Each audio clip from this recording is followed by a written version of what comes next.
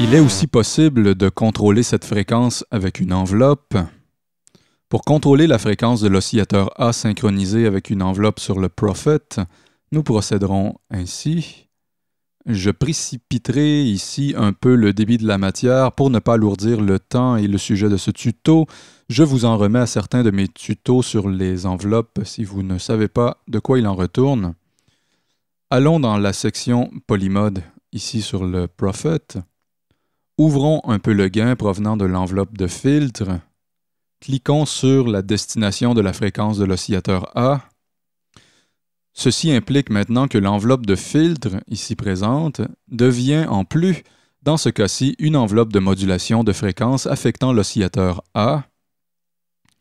Prenons le temps de paramétrer l'enveloppe afin de la rendre intéressante.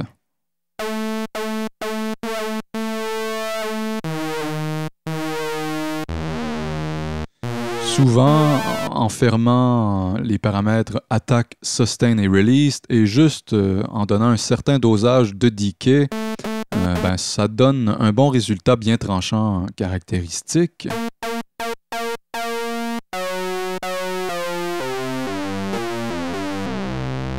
Et n'ayons pas peur aussi de doser l'amplitude de cette enveloppe via ce bouton rotatif ici dans le coin gauche.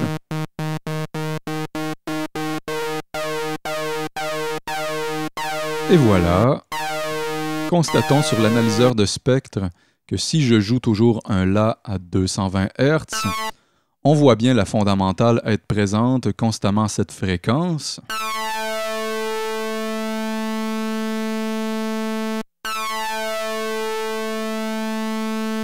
Cependant, si je désactive la synchronisation ici, nous verrons que cette fondamentale bougera forcément en suivant le contrôle par l'enveloppe.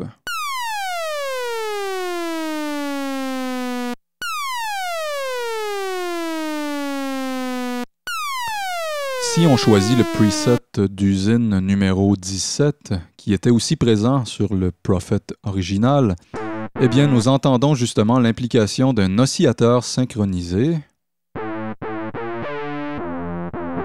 Ici, le filtre est juste un peu plus fermé que les exemples qu'on a paramétrés. Nous pouvons d'ailleurs ouvrir un peu ce filtre.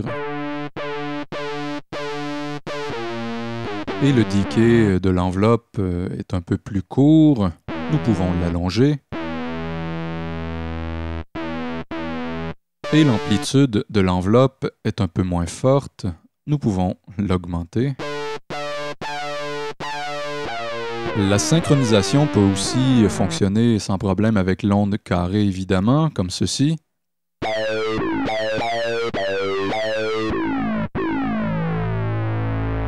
Et nous pouvons aussi ajouter et mélanger le son provenant de l'oscillateur B avec celui de l'oscillateur A synchronisé.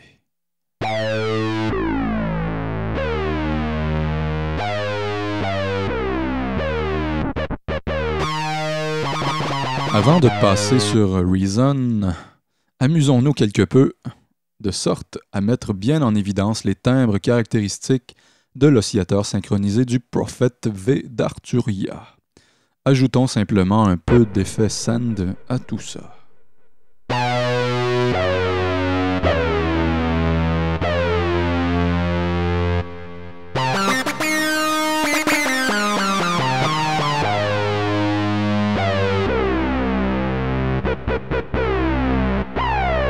Maintenant, passons sur Reason et allons voir comment paramétrer le synthétiseur Thor afin qu'il puisse à son tour s'exprimer avec un oscillateur synchronisé.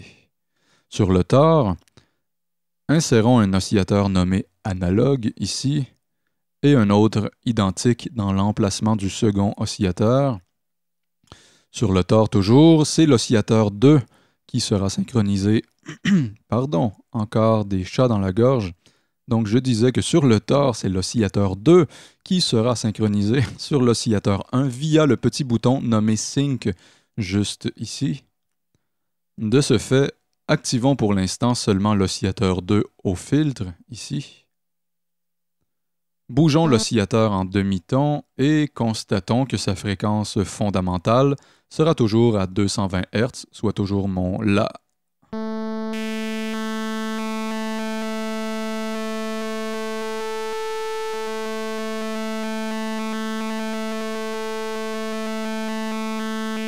La même logique opère donc ici.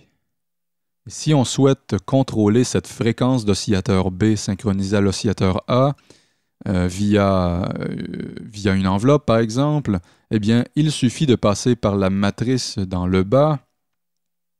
En l'occurrence, dans la première tranche des sources, insérons l'enveloppe de modulation. Cette enveloppe se retrouve ici sur le synthétiseur.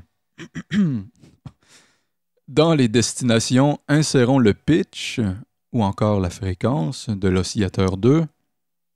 Il ne reste plus qu'à structurer l'enveloppe selon l'idée sonore souhaitée.